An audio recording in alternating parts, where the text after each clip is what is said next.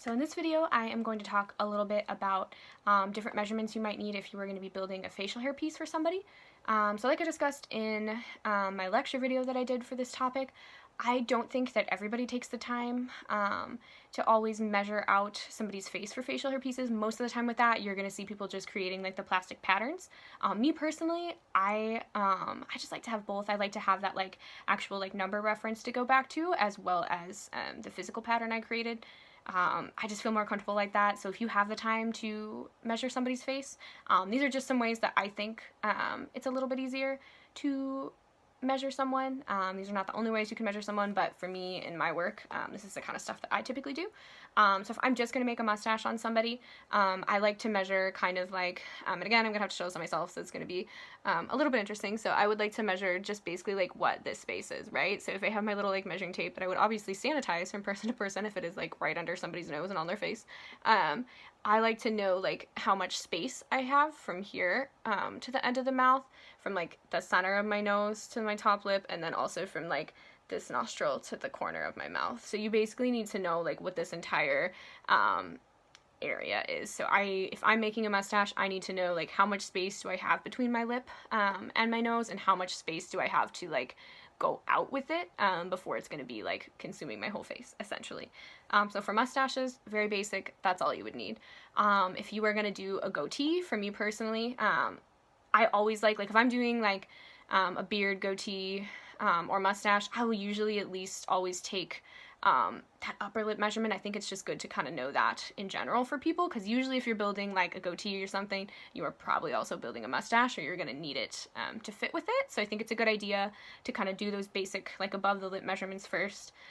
If it's just going to be a goatee, I kind of do the same thing that I did up there, where I'm like, what is like the center of my bottom lip down to my chin. So it would be something kind of like this, and I do like to have it where I know just like where it stops flat, but then I also like to know where it wraps under, just because for it to really like look natural for somebody, you're gonna need your piece to be made to where it goes underneath their chin as well. Because if you look at people, unless it is like a soul patch, your goatees don't stop here, they're going to be underneath the jaw as well. So it's really important to kind of get these like under the jaw measurements, and to kind of note like this is how much it is to jaw, but then under jaw, this is what it is. So I like that measurement. I also like to take from like the corner of the mouth, and I do the same thing to where it's just to my jawline, underneath my jawline. So I would go corner of the mouth to my jawline and underneath it. And then if I'm doing a goatee, I don't need much more than this space. If I'm going to do a beard, then you would basically just also need to know, like I like to know for a beard, like where it hits, like basically like kind of like the top of someone's ear where it connects to the skin, down to where their jaw is. You want that measurement. You're also going to want to go under it. Again, I like to have both of them. And then I also like to have kind of like this diagonal measurement too. So I like to know from like this point of their ear, kind of like I like to mark where the mouth is at. I think I do maybe an excessive amount of measurements, but I just think it's good to know. So that way I know how much space I kind of have to play with here, because that even helps you know like how high up you can make the hair go before it kind of like interferes with someone's mouth. And then it's also just a good idea to kind of have like this sort of like a diagonal measurement too, just to know like from here to the chin how much space I am going to have. And then I also think it's a good idea if you are ever making sideburns from someone. I like to do those same kind of measurements. I just want to know like, okay, for most people their sideburns, you can either do it from like where the bottom of their sideburn is if they have them, or I just think like this kind of like top of the ear moment right here where it attaches to the skin, that's a really good place to start it. So I would want to take it from like here down, just because again you know how much space you have, because depending on how big the sideburns are, you might be making like really massive ones, and then again I would want to know from like here to here how much space I have. Again, I feel like these measurements probably kind of excessive, but me personally, I always like to have more information than less information.